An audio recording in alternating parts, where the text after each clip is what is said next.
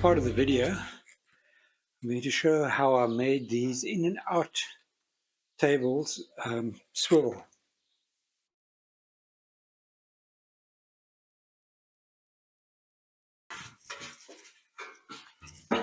Like outriggers that go on here. I've taken them off for the time being. It's particularly to transport it here, and I haven't put them back on yet.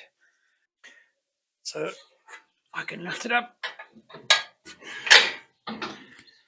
put it in place, and let it run. I have the same on the back. Can also be lifted up. And when I want to pack it away and I don't want these in the way,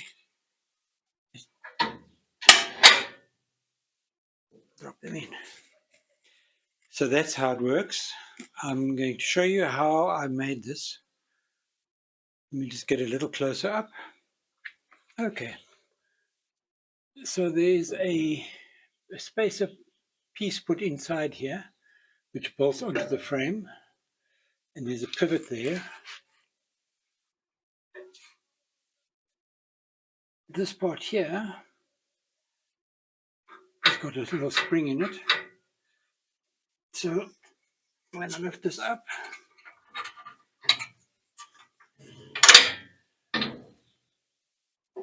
that holds that in place. And this is now nice and steady to put my pieces of wood through. If I go down underneath, you can see that there are adjusting bolts. So I can adjust the height of this table. So I can adjust this table up and down. And I've also got slots going the other way, so I can move it in and out so there's not too much of a gap. Yeah. Okay, so I'm going to show you how I made this. So if I have a look in here, I need something to stick out about 60 millimeters. This is a 50 millimeter square tube. So I could mount something like that.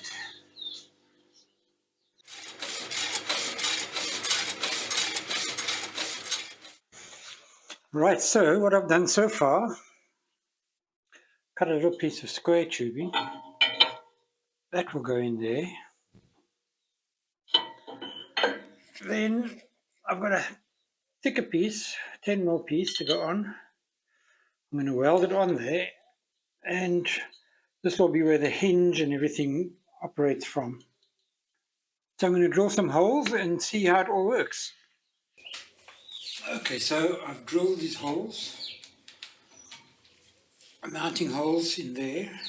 I found a square tube but a much thicker walled one, so I've cut some longer ones. So the idea is I'm going to put a spacer on there, weld it in, mount that in there, and then this is a template, and you can see I've drilled a few holes here to try and find the best place to put it. But essentially the hinge should swing up like that. I'll have some sort of adjustment on the table here to adjust the table to the height of the bed. So the first thing is, on this piece of square tubing, is to mount, or to weld the spacer on. In there I can cut some nice 8mm threads, so when I bolt this thing on it'll be really strong, you know.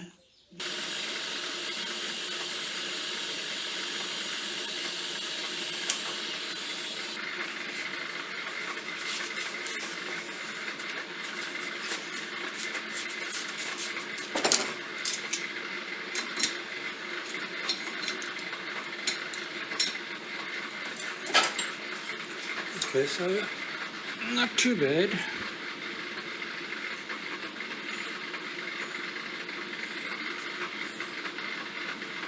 Right, I've got 4 of those to do. Well, another 3. There they are, all 4 ready to go. I need to drill holes and tap the threads.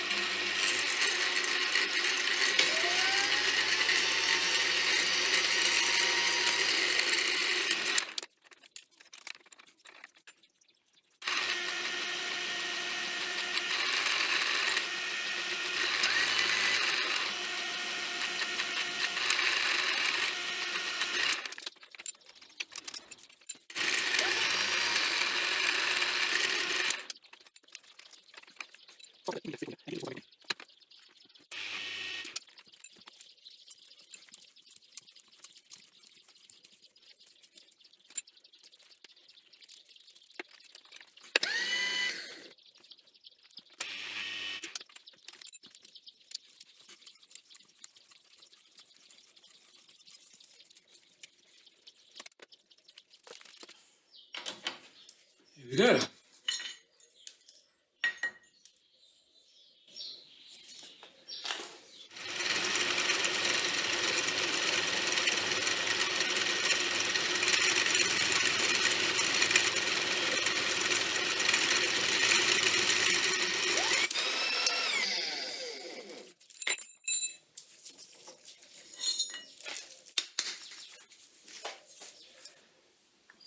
So I've just machined a little groove in the top there. And the idea is that when I bolt this thing in, it will help it to sit flat, because it'll be pulling up against the side here. So this is just tiny, it's like 0.3 millimeters down. This block is going to be welded in to give extra support on that pivot point. So it will go in there like that. So when I drill through for that pivot point and I put my pivot in there, it's got some meat behind it.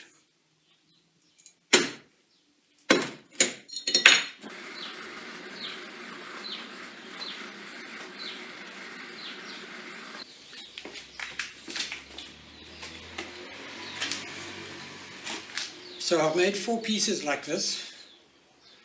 It's got a spacer, the bolts for mounting, and that goes in here. So you can see this one is in now. There it is. Now I've made a template for the arm. It must swing up for the in-feeder and out-feeder. And there's an axle point there.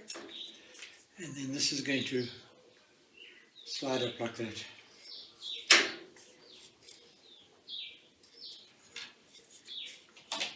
So that's where I am.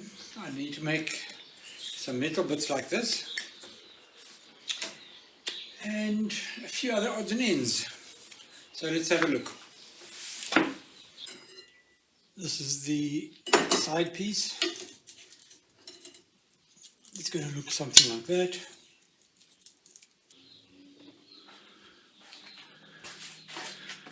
This is my setup to weld. So I'm just going to do a weld across there and on the other side.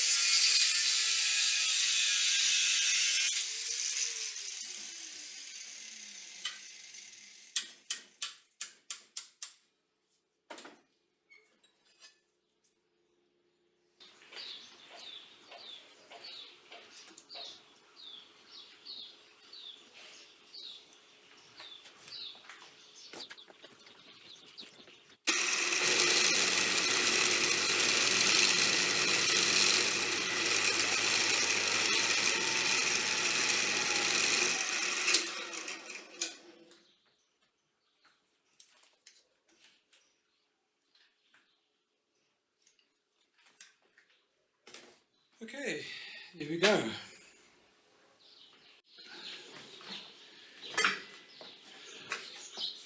Okay, I didn't do all of that on video, but essentially I've clamped them all together, faced off this end, I've got a bolt through the hole, so everything is referenced to this hole.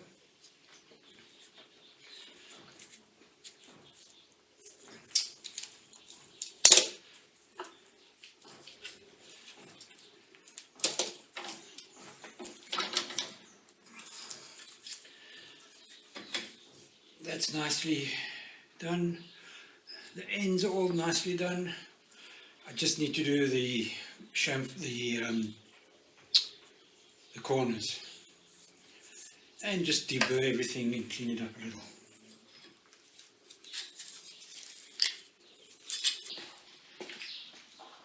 So this is my radius grinding jig. So the idea is, what you do is you put your piece on the axis of the radius, like that.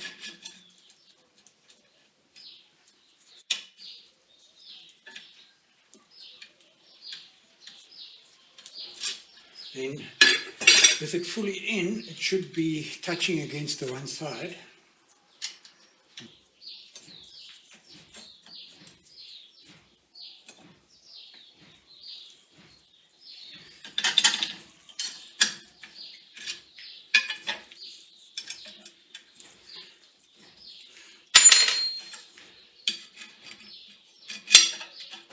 So the idea is, push it up against there, and then you turn it around. You can do it in steps using this lever to push it into the sandpaper.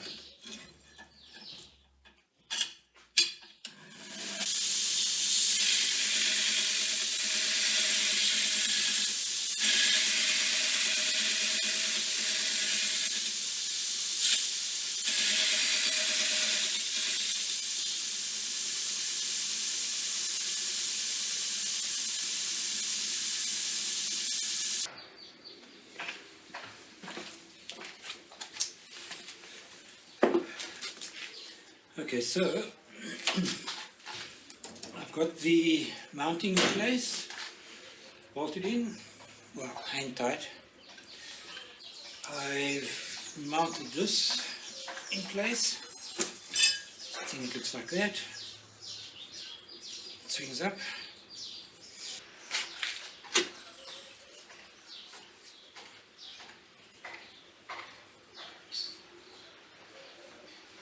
So I need something here.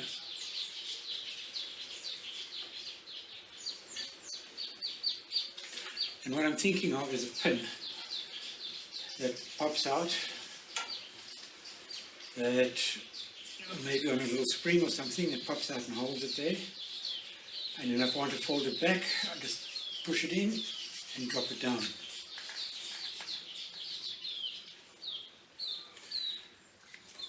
So what I'm going to do is I'm going to do this on all of them and see that they're all in the same place. Okay, so I found a 10mm rod. This is going to be just perfect for the pin. And I found some 16mm, which will be the sleeve that it's going to go into. So what I'm going to do is I'm going to cut a piece of the thick one, which will then be welded in the inside, internally, drill a hole right through everything, and then this pin will slide up and down in there.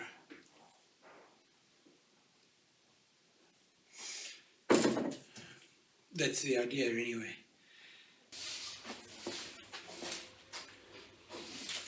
Right, I've changed my mind. For the locking pin, if I put it on the inside,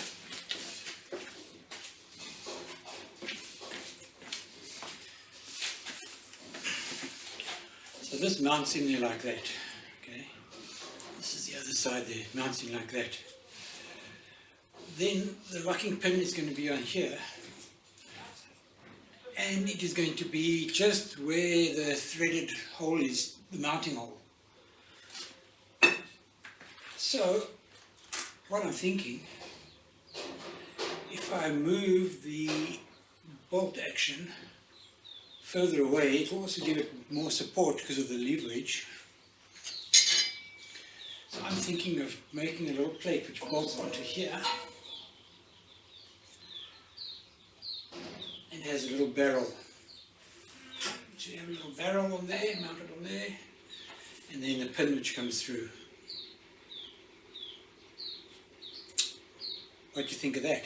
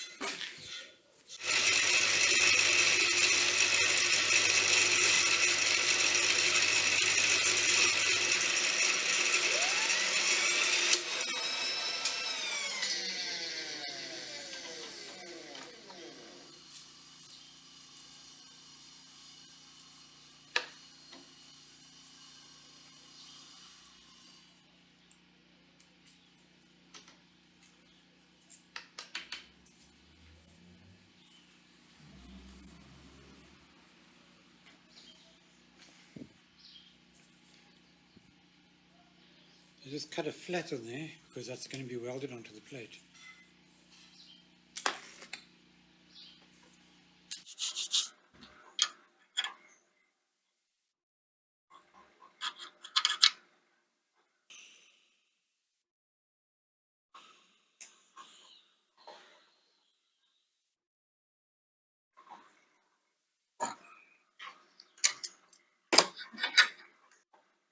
So I've just tacked this side and I will do a proper weld across the whole thing just now and just get them all tacked in place.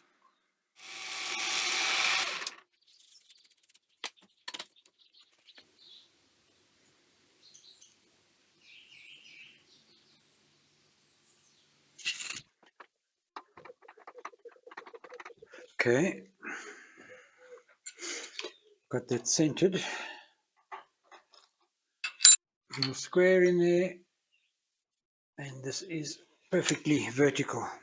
So the idea is I want to drill a 10mm hole for the pin to fit in, and I don't want to go right through because I'm thinking of spring loading it, so there'll be a little spring at the end.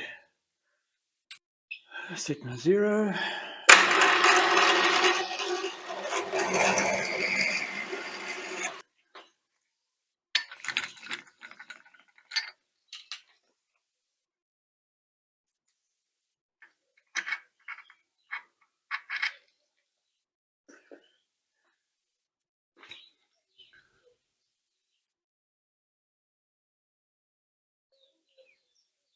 So just to tell you, so this is a real kind of cheapo lathe, and I use this for stuff that does not all that precision. And in the back I have my MyFid, which I use for more kind of precision stuff. So this is just like something that I'm knocking together, then I'll use this lathe.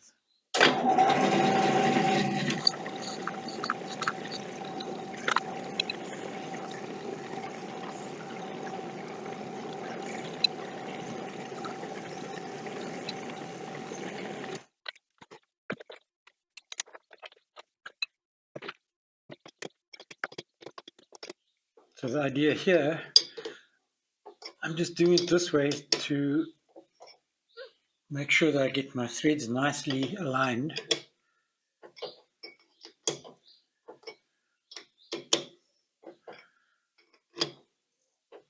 Chuck is not really going to hold tap properly, so at some point it's going to slip, and then I'll finish it by hand. But by then I should have the initial threads nice and straight.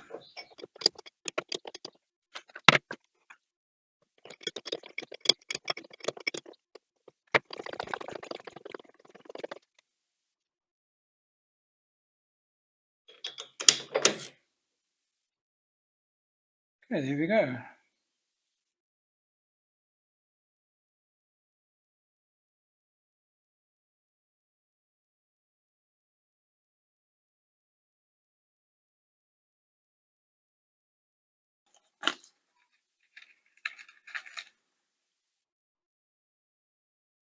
Bring.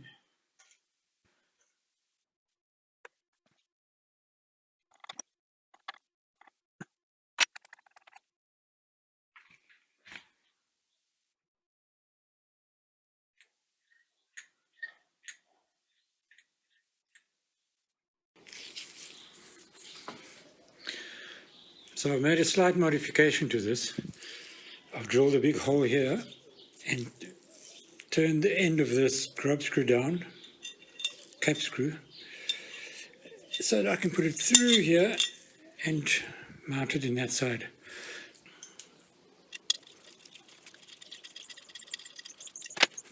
So it's going to be like that. The arm on it, washer on it, and a nylock nut. I need to drill through with the 5mm drill and then tap a thread. and carry on with each one.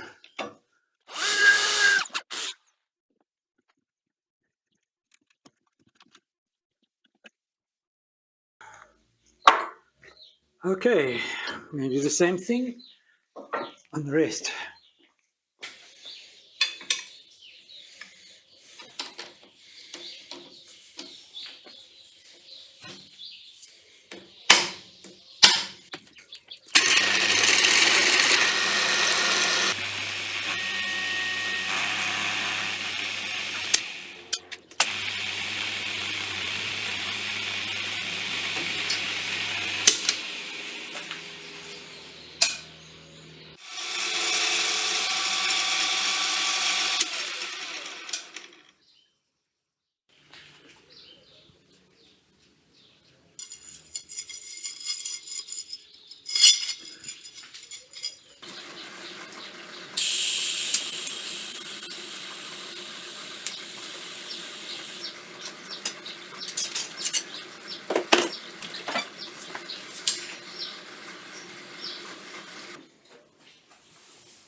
Right.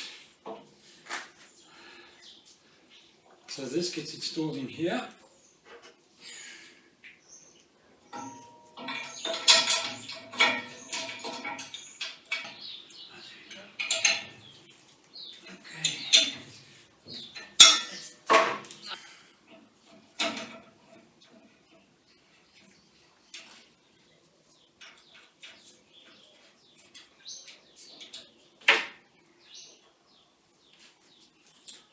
What do we have? Load shedding.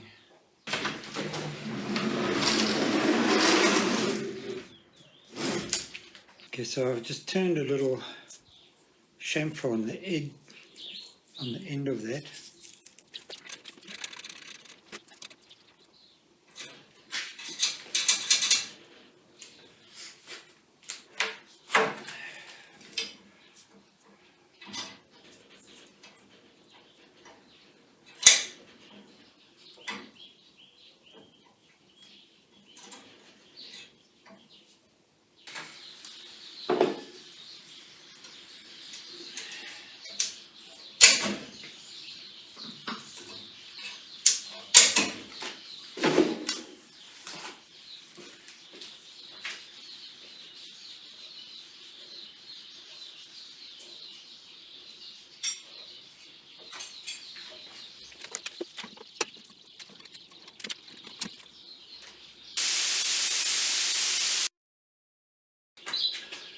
So, sorry about this, but the last bit of the assembly video seems to be missing. So, I'm now editing like a couple of months later, and I'm just wanting to show you the missing bits. So this is the frame of the original in and out table. They look like this. So this metal part was top riveted onto this one, which I just took off and have put onto that frame. So this frame just bolted on there, like that, and it was just a rigid, fixed table, and the same on the back.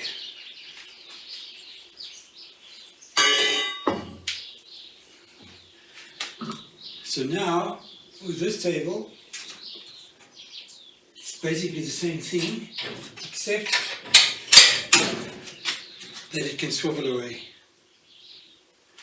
So the frame underneath is essentially just a square frame, and it's got two parts, and I'll bring you in underneath here now and show you.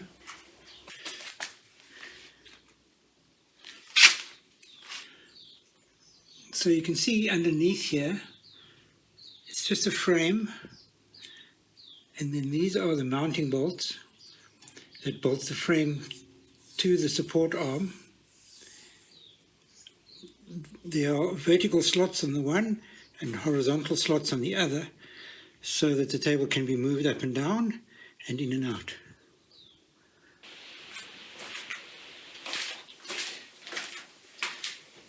Well, that brings us to the end of this video. Thanks for watching. Please have a look at the next part in the series, part 4, because there I'm going to show you how I change the sandpaper on the drum, and a couple of simple tools that I've made that makes your life so much easier when changing the sandpaper. So please join me for that.